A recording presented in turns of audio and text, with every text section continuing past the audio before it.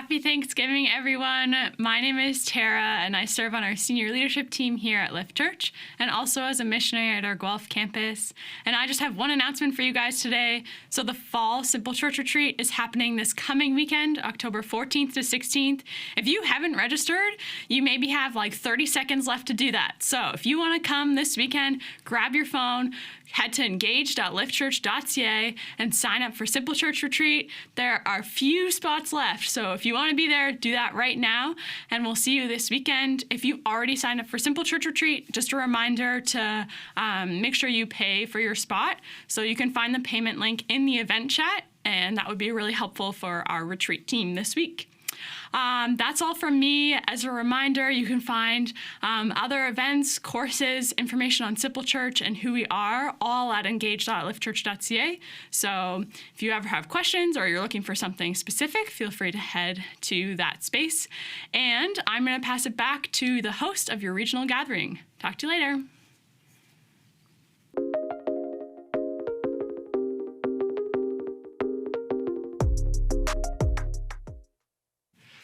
Well, good afternoon, church. Great to be with you. If you're not yet met, my name is Robin, and my wife, Laura, have the joy of leading our church. And so whatever campus you're at, whatever gathering, glad to have you with us as we continue teaching through our daily devotions. Today, we're going to be in Acts chapter 8, verses 1 to 4. We've been journeying through the book of Acts. And as I mentioned several weeks ago, as we concluded the book of Mark in our daily devotions, that last sermon in Mark and these first three messages in the book of Acts are really going to be unpacking some core DNA for us as a church. And so that's what we're into. I want to remind you, take notes. You can find that in your daily Devo book. There's a note section, great way to stay on track instead of getting distracted on your phone. We all know that if you open your phone, you will end up on Instagram. And so just don't take it out. Take your notes on paper. Everybody wins. Acts 8 is where we're going to be. And this is a fascinating passage. It's one of I think, the most interesting passages in the New Testament that shapes how we think about what it means to be the church. And interestingly, I last taught specifically on this passage, really introducing some of these ideas on March 8th, 2020, right as the first lockdowns were coming into effect. And this passage basically calls us to be a scattered people.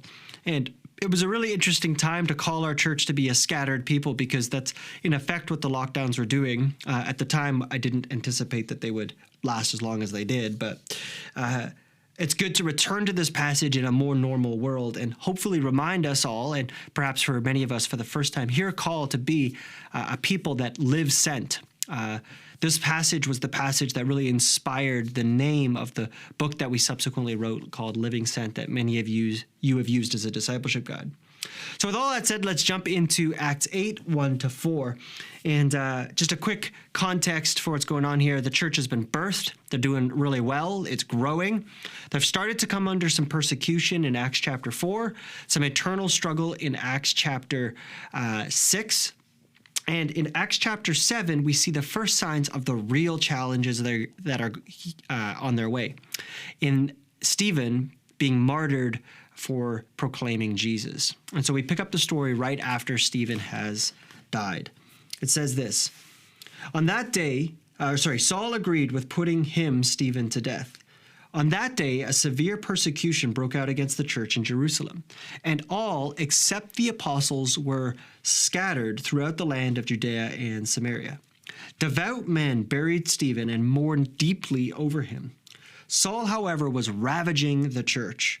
He would enter house after house, drag off men and women, and put them in prison. So those who were scattered went on their way, preaching the word. Let's pray. Jesus, we thank you for these short verses that are so key to understanding your heart for the church. And Lord, I pray that you would use them to mold us and shape us.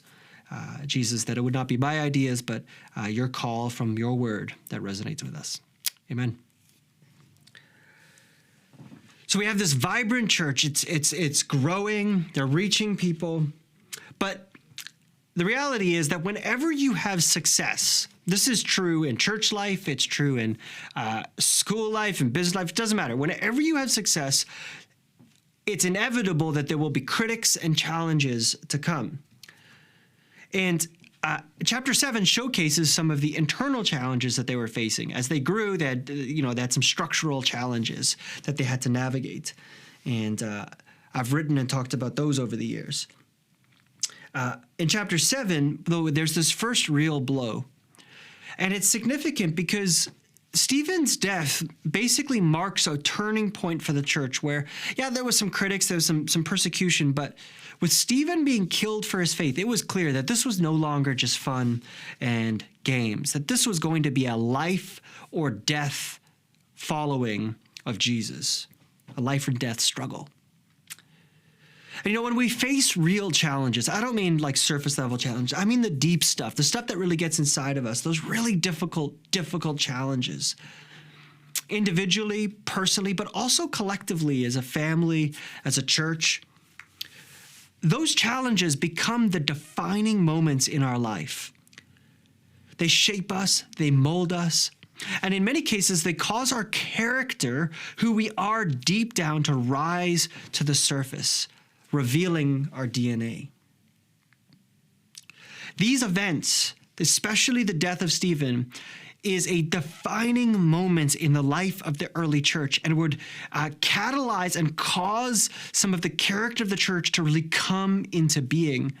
What does it mean to follow Jesus in a world that doesn't always agree? What does it mean to be faithful to Jesus? What does it mean to be the church in the face of opposition? What does it mean to be the church when there's many other things that we could do with our lives? These are the questions that the early church had to wrestle with, and they're, of course, the questions that we have to wrestle with. And I pray, as I work through this, my prayer is that just as the pressure, the challenges, the pain caused the church to become the beautiful thing that it was and is, so too we as a church would start to look more and more and more aligned with the character that we see revealed in Acts chapter 8. Now, on the flip side to there being challenges revealing our character, when things are comfortable, it's really easy to become complacent. And in many ways, the church has become quite complacent in the West in particular. And it's time for the church to really rediscover what it looks like to vibrantly follow Jesus, just like we see in Acts. I pray that our church is an Acts-like church, a church that looks like the church of Acts. Yeah, there's challenges. Yeah, there's criticism. Yeah, there's difficult days. Yeah, maybe there's persecution, although we haven't experienced too much of that, praise God and thank God. That in the midst of all those things, there would be a church that is vibrant and faithful to the call of Jesus. Well, what does that look like? What does it look like to be that church? Well, the first characteristic I want to highlight for us is that we saw in the early church that we can be called to is that the gospel of Jesus is life or death. The gospel of Jesus is life or death. It says here that Saul, who would later become Paul, we'll read about that in later weeks, Saul, the first persecutor of the church, agreed with putting Stephen to death. He agreed that it was right that Stephen die. The church wasn't playing any games here. We have someone being killed for proclaiming Jesus as Lord. The entire dynamic of the church changes on this moment. You see, it's easy for the church to say contend for ideas or philosophies or say, well, that's nice for you to believe. But the reality is that starting in this moment in the book of Acts, right through to today, the church has been fighting a life and death struggle to see people receive the goodness of Jesus. And it's amazing because in this passage, in Acts chapter 8, we don't just see a church that has found something to live for. We see a church that has found something to die for. And as a result of having something to die for, they find something that is worth truly living for. The church has this remarkable attribute. The harder you try to kill it, the more it thrives.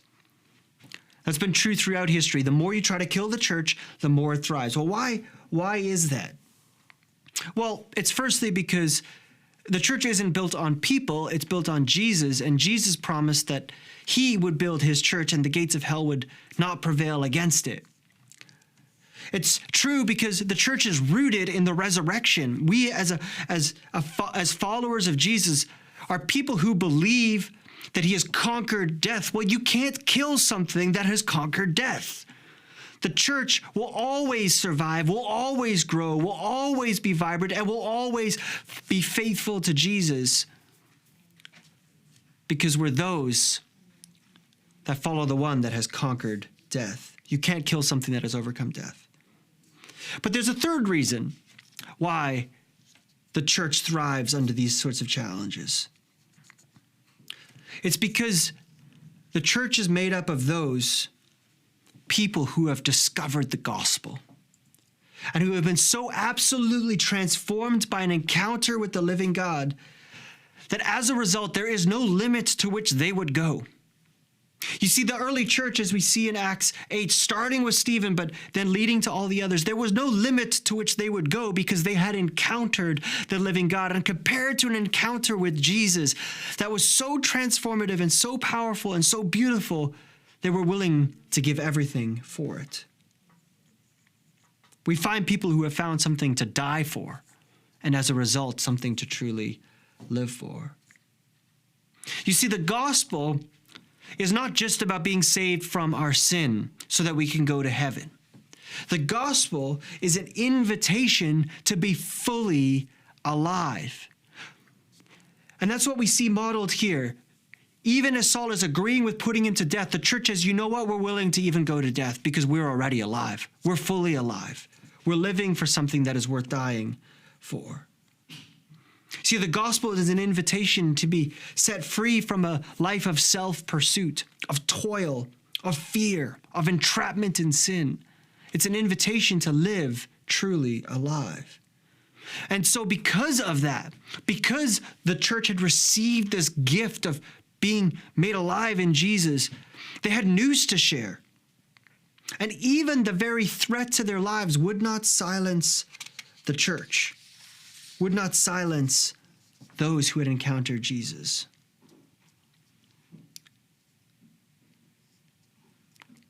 Guys, we have news to share. And the call to being faithful to Jesus is a life or death call. It's an all-in call.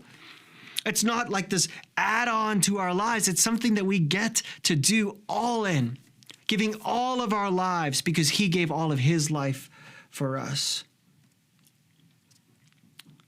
Said another way, they were all in on Jesus. Stephen was all in on Jesus. Are you all in? Or are you holding back? You're sitting on the fence. To really encounter the fullness of Jesus, he invites us to get off the fence, to not live halfway, to not be lukewarm, but to be all in on Jesus, saying, Jesus, I will give you my life, all of it, to be faithful to you. Martin Luther, the great reformer, puts it this way. This is about 500 years ago. Calling the church to be faithful. He says, when you see people who are ignorant, you are to direct and teach them as you have learned, namely, that how a man may be saved through the virtue and power of God and pass from darkness to light. In other words, Martin Luther calls the church to be people who call people out of darkness and into light, to be faithful to the gospel. Church, it's so easy to be comfortable, to create an environment where we're so on Jesus. We take a little bit here, we take a little bit there. Maybe we like the community, but we don't like the evangelism, or we like the dinners after church, but we don't like making the dinners after church, or whatever it is. We take the parts we want, we ignore the parts we don't. But the truth is, to follow Jesus is an all or nothing proposition. We got to get off the fence. And I got to ask us as a church, and remind us and call us again to ask the question, what is my life for? What am I living for? And is the thing you're living for worth dying for? Because we're all going to die. We're all going to give our lives to something. We should give our lives to something that is worth dying for. And Stephen here has found something worth dying for. In verse 1, it says, and so those who were, in verse 4, it says, so those who were scattered went on their way preaching the word. They were all in. Stephen died, and this, we're gonna go harder, we're gonna go farther, we're gonna go deeper into the things of Jesus. But when things get hard, when things get difficult, when the times are tough, when the setbacks are real, the truth is that it's easy to retreat into self-pity, safety. The disciples could have turned inward, thinking to themselves, this is too hard. This is not worth it. But instead of being driven towards selfish thinking, they were compelled outward to reach more people. I find it fascinating that the death of their friend compelled them to go tell other people about Jesus, instead of them saying, it's not worth it. There's many days, if I'm honest, and I'm trying to learn to be more vulnerable sharing this, where I am discouraged. I'm frustrated and worn out, and go say to Jesus in my times of prayer, Lord, this is just hard. This is just hard. It's real. I often feel that. But when things are hard, painful and difficult, it's so tempting to think about ourselves, to retreat to safety. But the church is not those who retreat to safety when things are hard. No, we are those that double down on being faithful to the call of Jesus. You see, when we experience pain, it reminds us that there are those who do not know the hope of Jesus. So when we experience discouragement, it should remind us that, hey, there are those who haven't yet known the call of Jesus, who haven't yet known his love and his kindness and his generosity. You see, the call to announce the gospel will cost us everything, but we still have the gospel. We still have Jesus, and Jesus is better than all of that. Those that perish without Jesus have nothing. And so even when we face trial, we need to allow the trials to remind us that in the face of the trial, we still have Jesus. Those without Jesus have nothing in the face of the trial. And so their response as a church to scatter preaching the word was a response because they had had a life-changing encounter with the living God. And that compelled them to live for the gospel as if it was a life or death issue. But the call is even deeper. The character that arose from the church more beautiful. So we see them responding as if the gospel is life or death. But then secondly, in verse 2, we see them respond with an invitation to family. It says in verse 2 that devout men buried Stephen and mourned deeply over him. Stephen dies, and his friends who were faithful to Jesus and faithful to Stephen, they take him, his broken body, and they wrap it up, and they bury their friend, and they mourned. The pain was real. You can read it in this passage. They mourned deeply over him. This was not a mere happenstance of people who happened to be around, and I guess there was this event that happened. No, these were devoted friends, family, that were in the trenches together, experiencing the joys of the fruit of church family and the pains of loss together. They were arm in arm together for something bigger than themselves. This is so important. The character of the church is not just that the church is the scattered people that have news to share as a bunch of lone rangers. No, but the church is actually a family that suffers loss and pain together and rejoices in success together. You see, the church is not in the event business. In fact, the church is not in any business. We're a family with a very clear, passionate, and life-giving mission to the world. And so my question is, for us as a church, do we think of ourselves as a family? Do you think of your relationship with your church as familial? Do we grieve together? Do we rejoice together? Do we mourn together? Do we celebrate together? Do we care about what happens in our brothers and sisters' lives? Would we mourn loss together? And would we celebrate life together?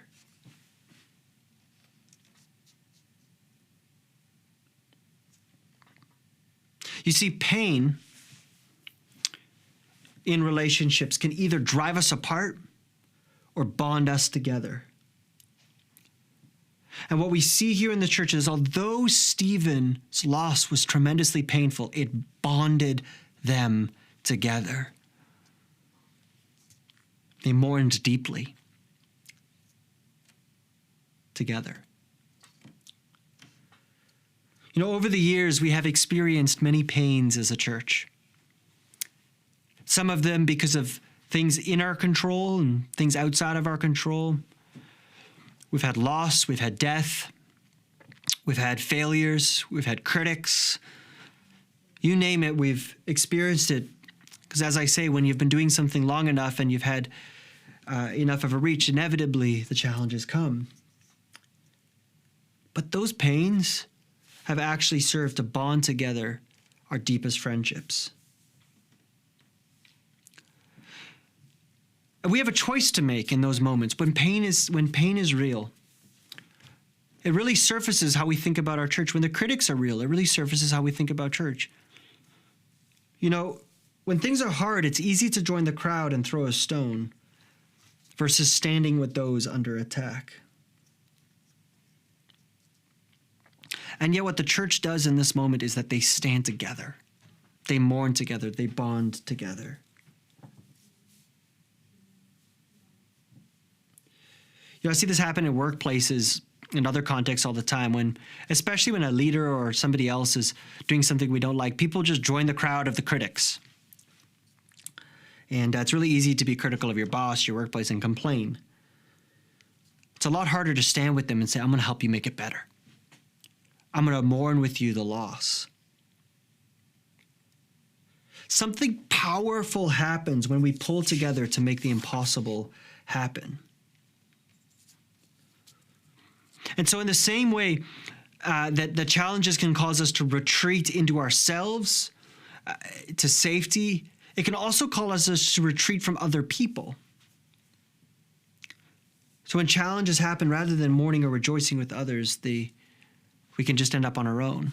But that's not what the church did. They buried their friend. They were arm in arm together. And I think, you know, when I'm on the recording like I am today, I'm usually speaking to our smaller regions most of the time. And you guys are amazing.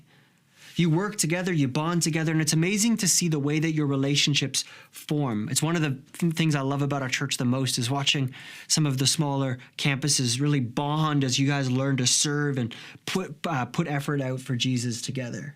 Everyone contributes, everyone helps, and everyone serves. There's actually a word for this. It's the word communitas, which means community formed through struggle, or family formed through struggle. I want to encourage you to keep persevering together. When it's hard, don't go through hard things alone. Walk as a family. Share the burden together. When life in your own individual lives, when things are happening and they're hard, don't carry it alone. We carry it together. We mourn together. We rejoice together. Before I move on from this thought about family, there's one other important component here. is that it says that all except the apostles were scattered. So on one hand, they were mourning and grieving, and as they did that, they also scattered to go reach the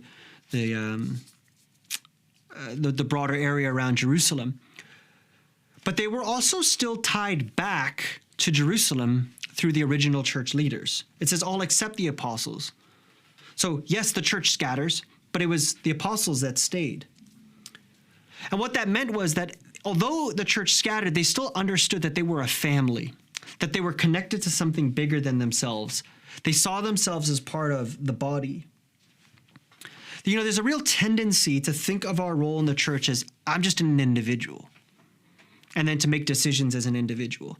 Or perhaps, you know, I'll do what my peers are doing. And then we see this all the time, right? Like peer groups form, and then the peer group, gets involved, and the peer group serves, and then maybe the peer group gets disgruntled and leaves. Like, I don't know. That just happens all the time. But what we need to see is that the early church understood that they were part of something bigger. They weren't just in it so long as they themselves were happy with it or that their group was happy, but they saw that they needed to remain connected to the whole. They saw that they were part of a movement.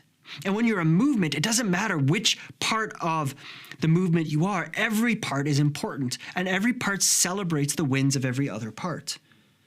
Which means it doesn't matter for us what campus you belong to or what region you're a part of or what role you have. We're all part of one big family on mission together. Really practically, I want to show you how this works out. Like, what does it mean for us to grieve and mourn and sacrifice and give and journey together as one movement? Well, we have a really practical opportunity to do that, and we have had this last year.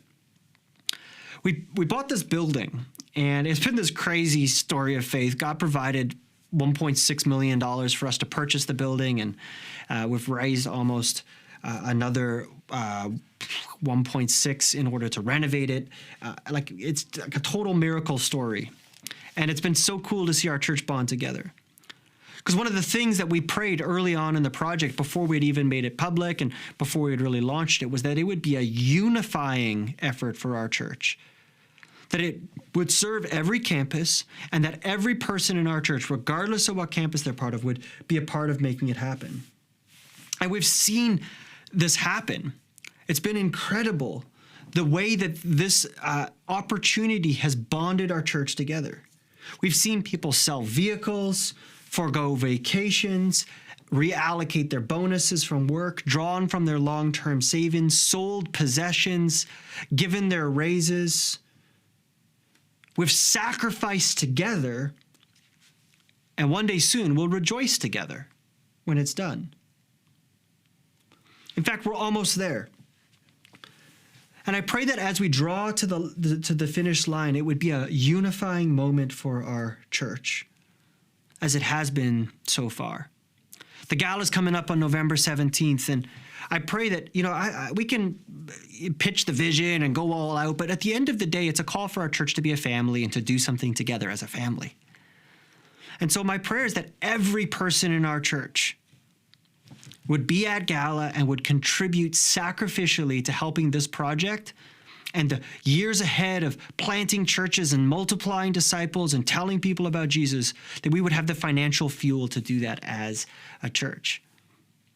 We're not here because there's wealthy people that make it happen. We're here because our church works together in unity. Starting, of course, with those of us that are leaders, we sacrifice first. But then every person in our church. And, for those of you that haven't yet contributed, I don't want you to miss out. I don't want you to miss out on the joy of knowing, hey, I sacrificed to make that happen, because we're all going to benefit from Rubik's 4 or the Next Generation Discipleship Center. We're all going to walk in and have meals together and raise kids there and make disciples and record and do all this, have coffees and meetups and hangouts. It'll be a blessing to our whole church. But there's something powerful knowing that, I gave something up to make that happen. We sacrifice together. We recently received a very significant gift from someone in our church in the several tens of thousands of dollars. It's not because the person was wealthy, it's because they love you. And it's true just as much when we have received, say, a $500 gift from a student, where that represents like a tremendous sacrifice. And I know that for those that have done that, it's because you love those in our church and you believe in what's happening. As we sacrifice together, one day soon we will rejoice together. So I just use this as a reminder, Gala's coming up. Let's not make it a thing where we have to nag and pull everybody, but let's make it a thing where we believe together in walking together as a church, trusting that as we go all in on the gospel, we will see people know Jesus. So first, the gospel is life or death. Second, the gospel is an invitation to be family. And third, the gospel is a call to everyone. It says, all except the apostles were scattered throughout the land of Judea. All except the apostles. So we have this fledgling church, and now it's under tremendous pressure, right? Like Stephen has just died. Tremendous pressure, and there's fear. So we have to ask, who's going to lead the church? Who will take responsibility for it? Will it survive? Like, these are the questions I could just see the church navigating. And so this line is fascinating. It says that in verse 1, all except the apostles were scattered. Under the threat of death, the leaders stayed in Jerusalem to shepherd the movement, and the disciples scattered all over the place, taking the hope of Jesus wherever they went. In verse 4, we find that they preached faithfully about Jesus wherever they went. This is amazing.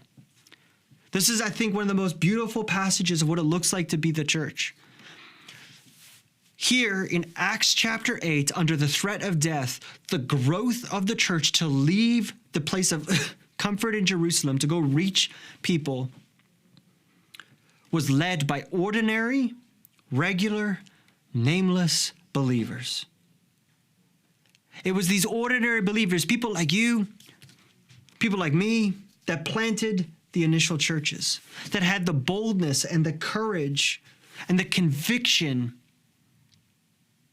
to see the world know Jesus. They went to hard places with unknown people in a climate that was uncertain, dangerous, and fearful. And they said, let me tell you about Jesus.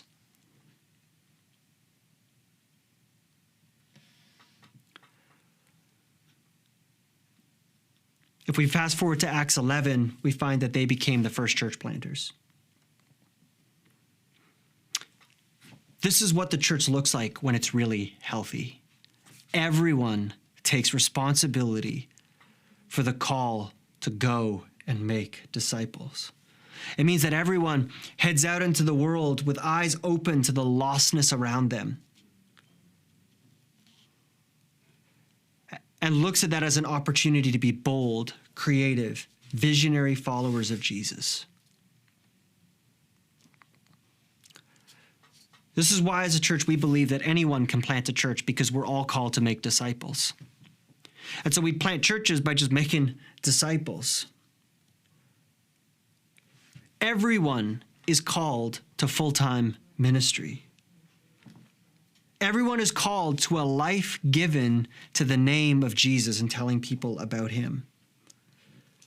And I think typically what we've done is we've looked to professionals to lead the church, to organize the teams, to run the events. Church, that's not the future of the church. And it's not what's happening globally. The church is thriving in places where it's led by people that have regular jobs, that give sacrificially to see people know Jesus. It's not the professionals that are leading the way, just like it wasn't the professionals that led the way in Acts chapter 8. It's regular followers of Jesus. Again, Martin Luther says it this way: a cobbler, a smith, a farmer, a software engineer, a nurse, could be anyone. Each has the work and office of his or her trade, and yet they are all alike, consecrated priests and bishops, and everyone by means of his own work or office must benefit and serve every other. I want to encourage you to ask the question, who am I discipling? Are you discipling anyone? Are you leading anyone to know Jesus? I don't mean passively like an offhand comment, but I mean intentionally, weekly, sitting down with people that don't know Jesus and teaching them about Jesus. That's not my responsibility. It's not leaders' responsibility. It's everyone's responsibility. And we do it as a family, together, unified, seeing people know Jesus. The church of Jesus, this church, needs the next generation. That's our first, second, third, and fourth years. To stand up and say, I will go all in for Jesus. I won't look to someone else to lead or run the table or do the evangelism or set up the event or make disciples. I will take responsibility to go do it, just as those in Acts chapter 8 took responsibility and said, I will go. I will do it. I won't look to my peers for whether or not I should. I won't look to those younger than me. I will simply look at Jesus and say, Jesus, I will go. I will be faithful. And then to do that with others, unified as a family, being faithful to the cause of Christ. Because that's what it means, finally, to be multiplication people. We take the gospel, which is a life or death issue. We commit to a family of believers that we do that with. We live as a people, all of us, every one of us sent. But we do it to make disciples, to see people know Jesus, to multiply hope and joy and goodness to everyone around us.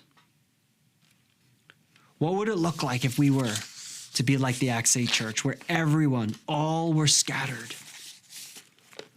And wherever they went, they preached the word. They were faithful to each other. They rejoiced and mourned. They celebrated together. They made disciples. Well, the Acts 8 church would end up reaching the entire world by doing that. They didn't have many resources. They didn't necessarily even know what they were always doing. But they had the gospel. They had each other. They had the conviction to go. And they had the willingness to put up their hand and say, I will do it. Church, I pray that that would be like us. Let's pray.